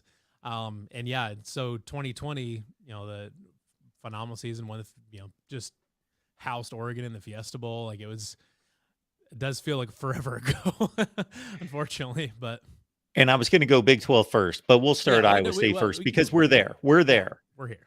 2012. And the reason I bring up that feeling so long ago is because you know where I'm going, because Matt Campbell was the wonder child of college football at that point. Like he's the guy, he's the up and comer. Look at what he's done here. This is a remarkable miracle type job. And winning 7 and 8 games in the regular season each season. That, of course, a 9-3 campaign, even during a COVID year in which they lost a couple games. So, but then the point there, and I was making it on a consistent basis, was, is this going to continue, or are they leveling off? Or and I think that there should be a little bit of grace out there. I just wrote an article about this yesterday about how you convert the early momentum into long-term success, because it's a tricky, because Paul Rhodes had early success, Dan McCarney had early success. Iowa State coaches have had success early on, but it's always tricky to turn that into something later down the road. And now, granted, Matt Campbell is working with a totally different, basically an entirely different university than what Paul Rhodes even had to work with as far as facilities and resources and things like that. I mean, Iowa State has some of the best facilities, arguably the best new facilities in the new Big 12. We'll have the biggest stadium They will still have the second biggest stadium in the new Big 12, but I think BYU's is a little bit bigger. But they've got and they've got a lot more resources available to them. The overall talent level of the roster is much better than it was with Paul Rhodes. But we saw that the first half decade, 6 years or whatever, the Matt Campbell era, that was really, really good. And like you said, he was the darling of college football. Everybody was he was the headline for a long time, and just every single possible job opening you can think of, he was being connected to it. I think part of it is that the national college media has a sort of obsession with young hotshot coaches and trying to vault them up to bigger schools. I think there's just kind of there's this obsession at the national level with that, where reality really isn't like that as much, where every young coach is just trying to job hop and jump up and jump up and jump up. Some are like that, absolutely. Cliff Kingsbury comes to mind. But like there's plenty of examples of that happening, but it's not a universal thing. So part of that was a product of that kind of that built-in obsession with the young hotshot coaches. But part of what I talked about in my article that I wrote for the site, everyone wants to go check it out on widerightnightlight.com. But basically, we're getting to that point now where this is where the real kind of grind starts when you're talking about coaching at a school like Iowa State, because like I said, you can change scheme, you can do things a little bit differently that sparks a big turnaround for a few years, or in Matt Campbell's case, 5 or 6 years, a nice, good, extended kind of honeymoon phase. But now we're getting to the point where, we're now 2 full seasons removed from the Fiesta Bowl win. And in between there, you had a season where there was a humongous expectations, borderline dark horse college football contender type expectations, and they just didn't get there. They had trouble closing out games, trouble winning close games, some bad turnover luck and things like that, but just didn't live up to expectations. And last year we knew it was going to be a little bit rough. We knew there was a big roster turnover, especially on the offensive side of the ball. It's hard to lose Brock Purdy, Breece Hall, Charlie Kohler, Chase Allen, and all those guys, and try to replace them. You can only Moneyball only goes so far. But even last year, I think there was still a general feeling there was a lot left on the table. And really and truly, they were 4-8, but truly they were 1 missed catch against Texas and 1 missed catch against Kansas State from being a bowl team again, despite having one of the worst offenses in college football. Now, part of that is a credit to John Haycock for putting together yet another outrageously good defense. But they were still in a down rebuilding year. Iowa State was still 2 plays away from a bowl game, and maybe a few more plays away from 7 or 8 wins, or a mediocre offense away from 7 or 8 plus wins, just because the program is just in a totally different place than where Matt Campbell is. But Iowa State is no longer in the headlines. They're no longer the kind of the darling of college football. They're no longer the shooting star that's kind of piercing the college football sky anymore. So you can't really ride that momentum. There isn't any way you can't pitch to recruits. Oh, we're going to change the culture. We're going to do this like he did to Dave Montgomery and Deshaunte Jones and Mike Rose and all these guys that he had early on, these early recruits that he had. You can't preach the changing the culture thing, because he's been here 8 years. If the culture's not here, it's not getting here.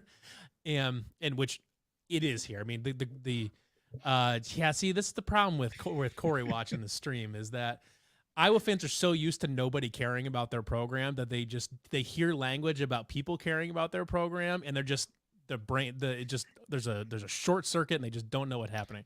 Because if someone is talking about scoring points, something doesn't fire off in there, and they're just like, what the hell are points? So, but anyways, they're just like punts, right? Punts. You're talking about punts. We have to win 21 punts to 7 punts. So anyways, now that they're out of that, they can't ride that initial momentum of that early success and trying to build recruiting classes and trying to just the publicity that these smaller programs you can't just buy it. You have to get in, you have to kind of capture it. And I would say did a fairly good job of that, of turning that into recruiting classes. So, instead of being in the bottom 2 or bottom 3, like they consistently were with Paul Rhodes, now they're pretty consistently, 4 or 5 and, in the 5-6-ish range, like right about middle of the pack of the conference is where they're pretty consistently ending up in recruiting rankings now. And the average prospect ranking is much, much higher than it used to be. So the overall talent level on the team is much better. They've done a fairly good job of collecting that, but how do you make sure that the train keeps moving forward and you don't see a plateau and he doesn't get stuck in the mud. You got to figure out how to do that. And we saw what appears to be a very, very good attempt to try to do that, to try to shake things up and to try to keep things moving forward by replacing a huge portion of the offensive staff in the offseason. I don't know if you were going to ask about that or not. If I'm I was going to get there. segues. I have not seen the name Nate Shieldhouse since his days running at quarterback for Illinois. So he comes in. He's been the receivers and or running backs coach at Iowa State for, I think this is 6 years now or something. He's been actually in the program since like 2016 as a position coach. But then with Tom Manning being let go this past off season, and deservedly so, Nate Shieldhouse is brought in. He's always been thought of as kind of an up and comer. He started at Iowa State when he was 25, and so he's now just like, I think he's 32 now. So he's very young. Widely considered to be a very bright mind. And, if anyone ever remembers watching him in Illinois, a very exciting player, good, really, really fun dual threat quarterback. The idea is that, his play style could also, translate into an offensive coordinator style, where it's more exciting, a little bit more aggressive, maybe some, a bit more aggressive passing game that is further down the field than 3 yards. Because the running joke last year was that every I would say just ran short crossing routes every play, basically ran drag routes. And that's why Hunter Deckers led the Big 12 in attempts, completion percentage, but also was like 8th in total yards or something like that. He wasn't Corey. Yeah. So was the pretty word excitement around our program? Is that the one you were unfamiliar with, Corey? I think it was darling. You used the word darling. I went with Wonder Child. To be fair, I'm not the one that used Wonder Child first. That was you, Mark. I just was playing off of it. But anyways, so it's Nate Shieldhouse is generally thought, like, the idea is that he's going to run a little bit more aggressive offense that pushes the ball down the field a little bit more, things like that. I wouldn't expect to see a dramatic change from a X's and O's standpoint. You'll still see a lot of, the 2-3 tight end. I don't know if you see 3 tight end sets as much, but 2 tight end sets. You'll see pre-snap motion, stuff like that. The idea is you'll probably still see plenty of that type of stuff. So it'll sort of on its face look a little bit like Tom Manning's offense. But the idea is that it's supposed to be that it should be a more aggressive offense, partially because they played ultra conservative, about as conservative as you possibly could last year, and it was really bad. So there's a certain point where you might as well roll some dice because it can't get any worse. Yeah, and if it was any worse, they'd make us take the state off the front of the jersey and just have Iowa there. Ooh. Have you been using that one, or did that just roll out? That was the first time. I believe that's the first time that's been recorded. So just to pack that one away. That's good. I feel honored to have that unveiled here at the Voice of College Football first and foremost. You do, despite the record being what it was this past season, some of the better players under Matt Campbell and in the history of this program, talking about Xavier Hutchinson, one of the great playmakers in the history of the program on offense, Will McDonald on defense, one of the great pass rushers, and also MJ Anderson. I don't know where you're going to find your pass rush, or does John Haycock, just like Phil Parker at Iowa, if we want to flip the script and give that kind of hate to the Iowa Hawkeyes, we've got to flip the script and give that kind of love to the Iowa defense. Yeah, no, I see, and that's the one thing that, like, when I've been doing, kind of making the rounds on various Big 12 podcasts the last couple of weeks and stuff like that. That's the one thing I always, and because one of the points that we've been talking about too is Iowa State. If there's one possible criticism you could ever have of John Haycock, it's a extremely minor one, but it's that his defenses probably could force more turnovers. They generally haven't needed that to be really good, but they could force more turnovers. And that's one thing he said. And sometimes it's hard to not force very many turnovers when you have to look across the state at an Iowa defense that is extraordinarily good at turning people over and basically making that their offense. Cooper DeJean is their best offensive player too, which is really extraordinary. But so I'm perfectly willing to compliment Iowa where I believe it's deserved. But usually I just don't believe it's deserved. Yeah. So, anyways, as far So as the my pass point rush being, goes, yeah, with two of the pass best rush, back pass to the rushers back to the pass gone, rush here. you know, this just isn't John just the Haycock, Levi he Zings could, Iowa. This isn't just the Levi Zings Iowa hour here. Though I'm more than happy to do that. The nice thing is that with the way the rotations and the defense work, is there's lots and lots of bodies that go in now. You have 22 to 26 guys are playing every single game. So even backups to Will McDonald and MJ Anderson were getting plenty of snaps.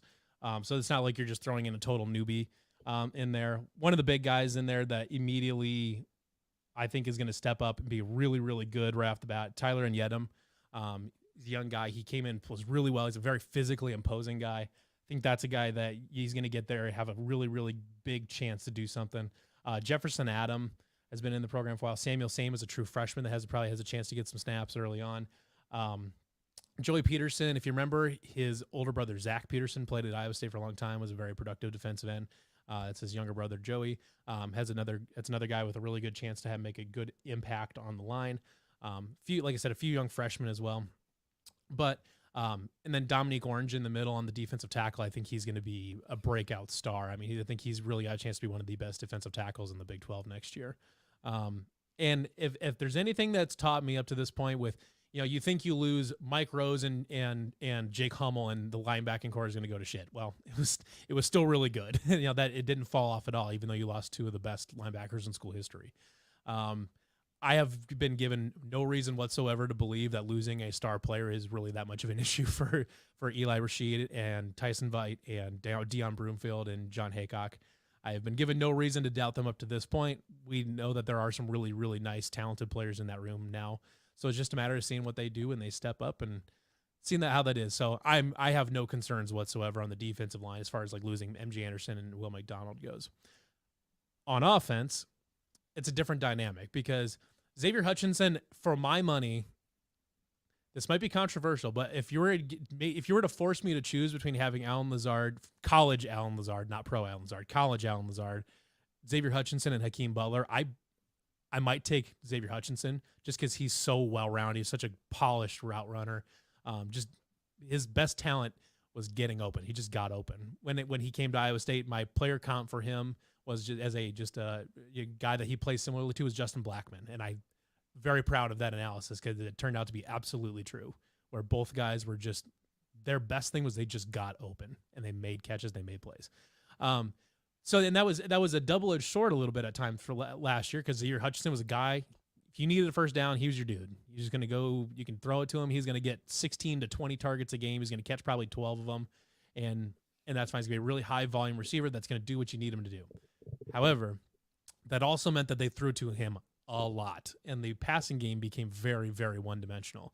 Whereas if teams really focused on shutting down Xavier, there was not a lot of else that was going to help him out. I mean, Demetri Stanley had some nice games. Jalen Knoll he's talented, but sometimes inconsistent.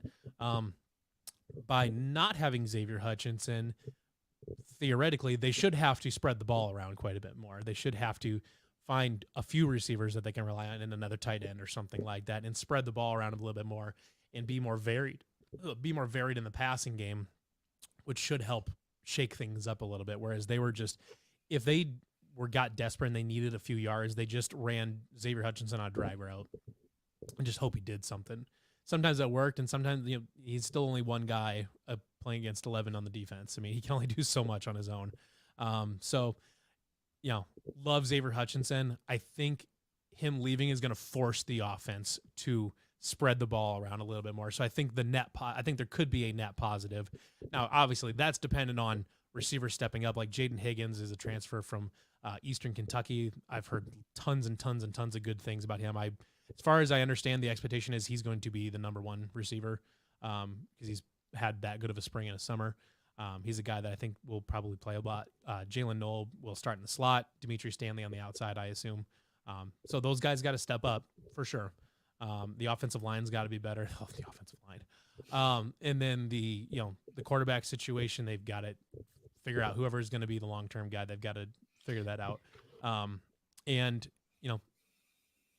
That's how you replace Xavier Hutchinson. You moneyball this thing. You recreate him in the aggregate. Instead of having one guy get 12 catches on 16 targets, have 3 guys get 4 catches on 6 targets.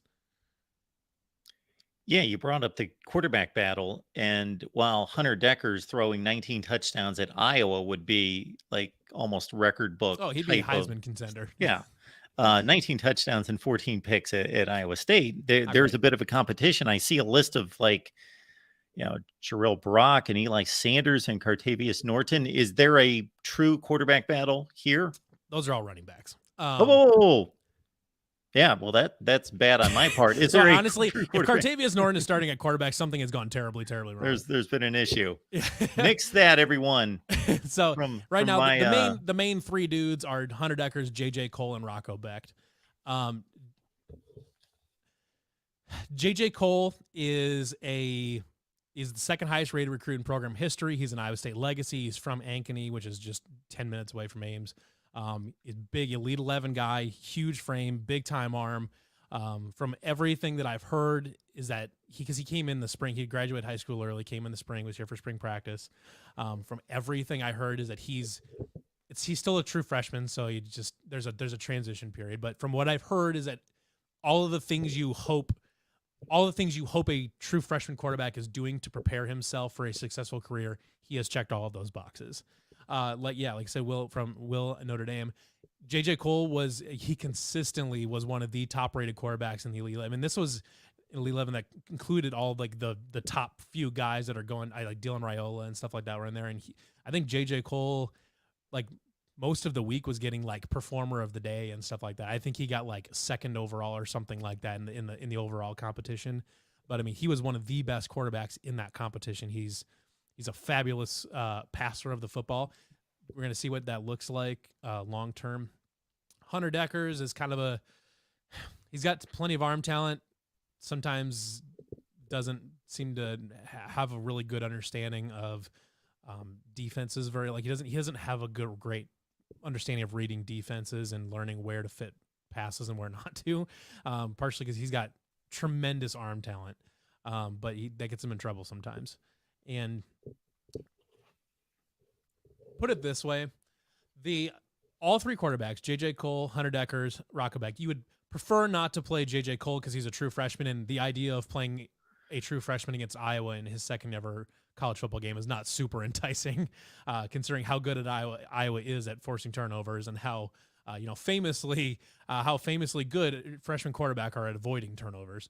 But so you'd like to not throw him out there against the Wolves like that. But the issues for Iowa State's offense did not come from the quarterback position. They originated on the offensive line. There was a lot of injuries in the running back room and the tight end room. The quarterback position was like concern number 4 of the offense. If the offensive line is better, and the running backs stay healthy, and the wide receivers are doing their job, any of those 3 guys is capable of leading an offense that is better than last year's. That's the best way I can describe it right now. I'm not sure if it matters a ton who starts, because it can't really get any worse than it was last year, and the offense getting significantly better is really not dependent on any of them. So in a conference where Texas is clearly the best team on paper, of course, they've got to prove it, and they never do. Paper, yeah. But at the same time, they are the most talented team, and I would argue that they are the best team in a conference against its competition, meaning there are better teams across the country, but Texas has a bigger gap between them and second place and so forth. Not, again, that they can't blow it. Right. Well, and the thing is, Texas is finally starting to build that program the way it probably should have been built, like the last decade, where Steve Sarkisian has started to build that team from the inside out, from the offensive line and defensive line out, which is what should have been happening this whole time. It's what Tom Herman should have done. It's what Charlie Strong should have done. Steve Sarkisian is building it the right way. As an X's and O's guy, I'm not sure how much of a believer of Sarkisian I am, but his roster construction is much better than Tom Herman's was and Charlie Strong's were. So you're right that Texas is the most talented team on paper, and this Texas team probably has a higher floor than a lot of the previous Texas teams we had, where the offensive line has lots of issues and they could all just come falling apart, because that doesn't work. Their offensive line should be pretty good. So the floor for this Texas team is higher than it has probably been in previous years.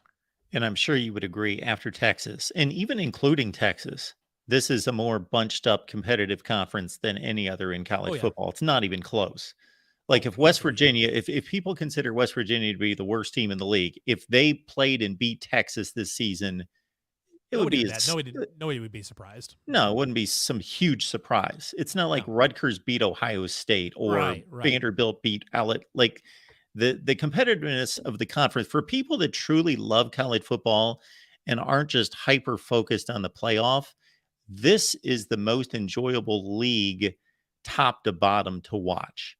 And I think it will be even after Texas and Oklahoma are gone, it still will be. Oh, it's going to be even more. Even tighter. It'll be even tighter. Yeah. Where, I mean, on any given year, half the conference will have a pretty decent shot, or well, actually probably 80% of the conference will have a relatively decent shot at pushing for a title game berth. So that said, Levi, what's a successful season for Iowa State? This year, a bowl game. I would say a bowl game because, I mean, Iowa State got an unbelievably terrible draw for a schedule. Iowa State is one of the, I think Phil Steele had us ranked as the third hardest schedule in college football this year. I mean, we got an awful, awful schedule. We have to, let's see, I'll kind of go through a little bit. We've got to go down to Oklahoma. Then we've got TCU at Cincinnati, at Baylor, Kansas, at Utah, Texas, at Kansas State. That's a terrible schedule. It's a really hard schedule. There are 6 wins to be had in that schedule. I think like Cincinnati, BYU, Oklahoma State, Kansas. Those are all definitely winnable games, for sure. And the other ones can be, they can win them, but they're not going to be favored or anything like that. It's because to get to a bowl game, we're going to have to see some improvement on the offensive line. We're going to have to see some better better game management in close game scenarios. Somebody is going to have to step up and be have to be a competent quarterback.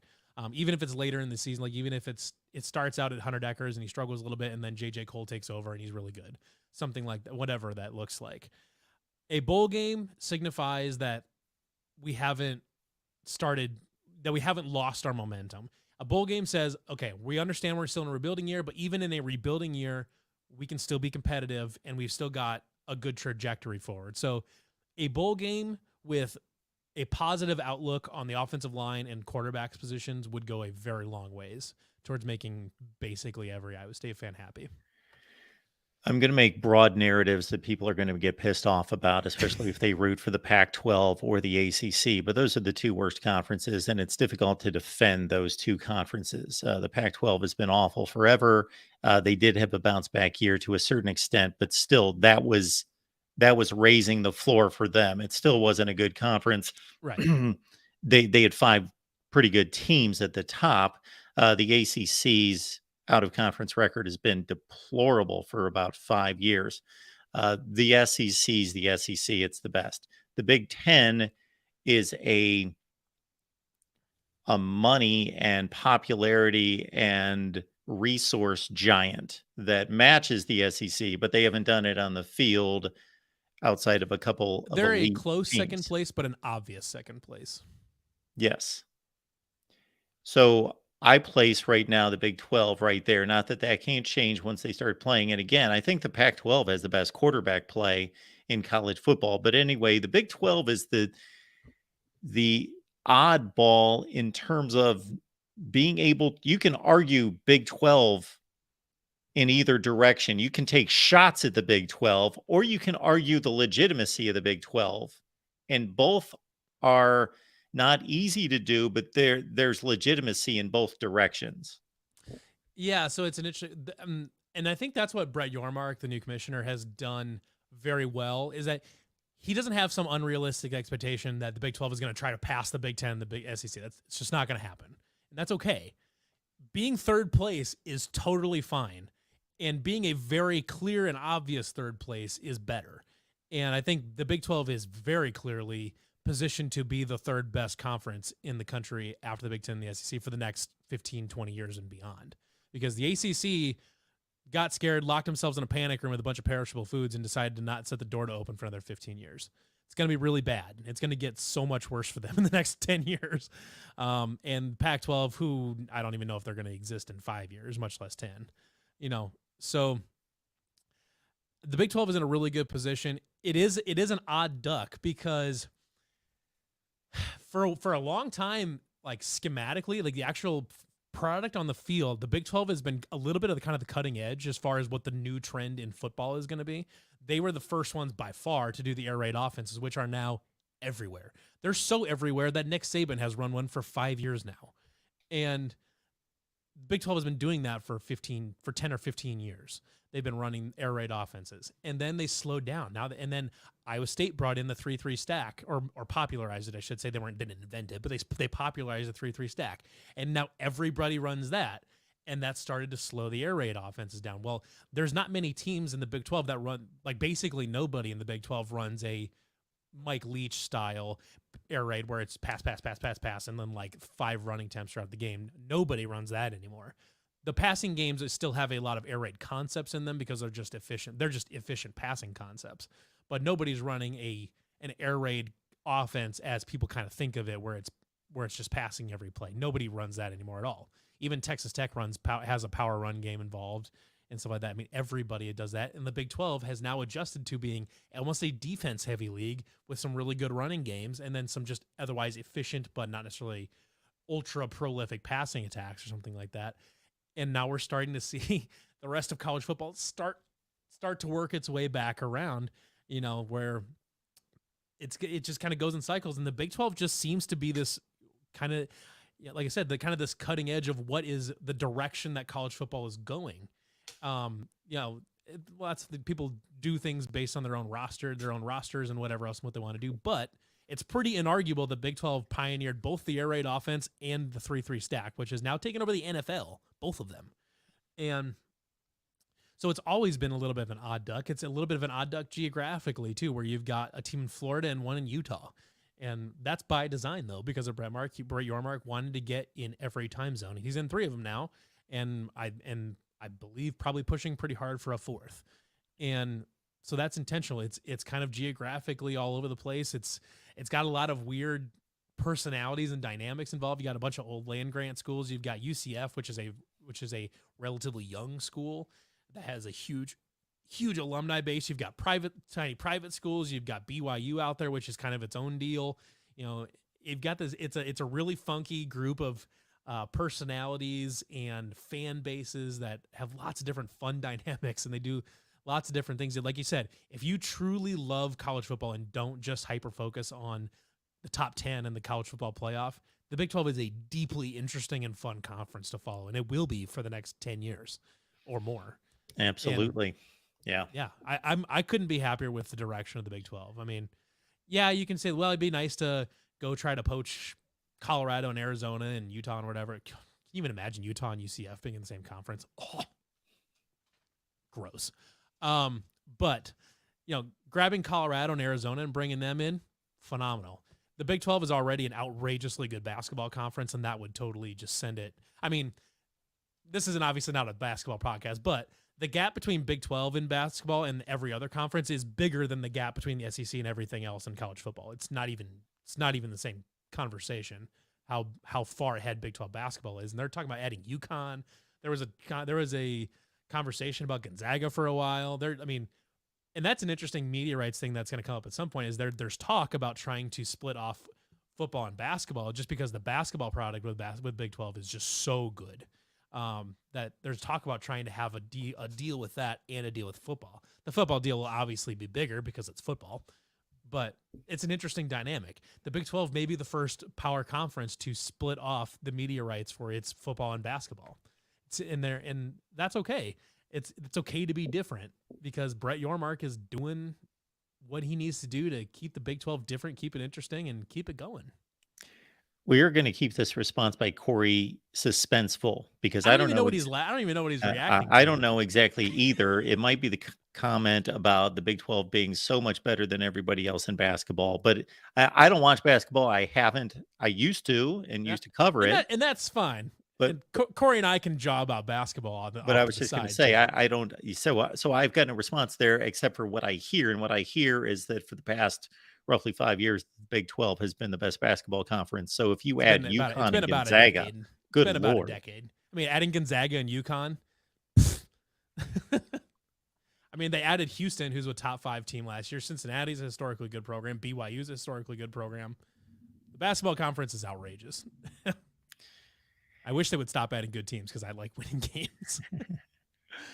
Well, Levi, we appreciate you being here, and it reminds me seeing Corey's handle that we would love to have you on the Iowa show here soon to preview. Of course, do a long site preview of the game, but also I know Corey wants to hit you up on some topics that touch both Iowa and Iowa State. Yeah, that'd be good. Good stuff. Levi, thanks for hanging out with us. We appreciate it. And we want everyone to check out Levi's work at SB Nation, Wide Right, Natty Light. Is there anything there you want to highlight? We want to make sure we give you your due there. Yeah, we got our YouTube channel. We've got a Discord that's pushing 900 members now. It's a lot of fun. We've got the links in our pinned tweet. It's obviously it's a lot of Iowa State fans, but there are fans from every school in the conference.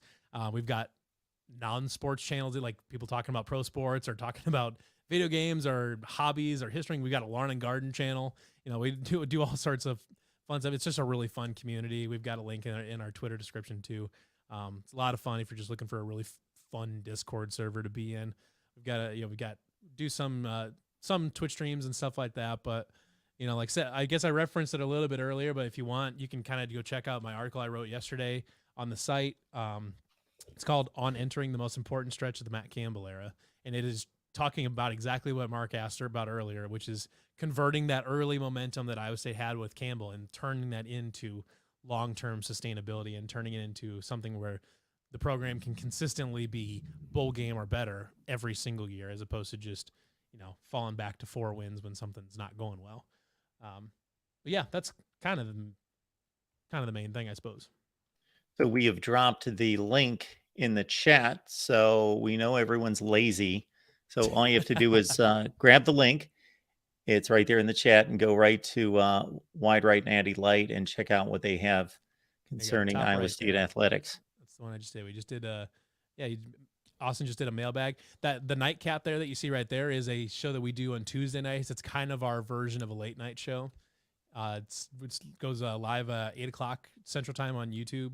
That's a good time. We interviewed the Cincinnati guy last week, and we've got Houston this week, and then we'll have the Gambling Gauchos from Texas Tech in 2 weeks. So very good.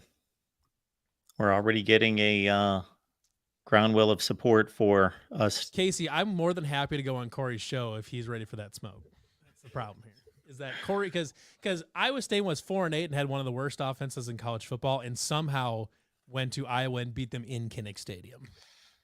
So this is true, and we also had a better offense. Came on this program and both predicted that Iowa was going to win that game, and the damn Cyclones went in and they done did it.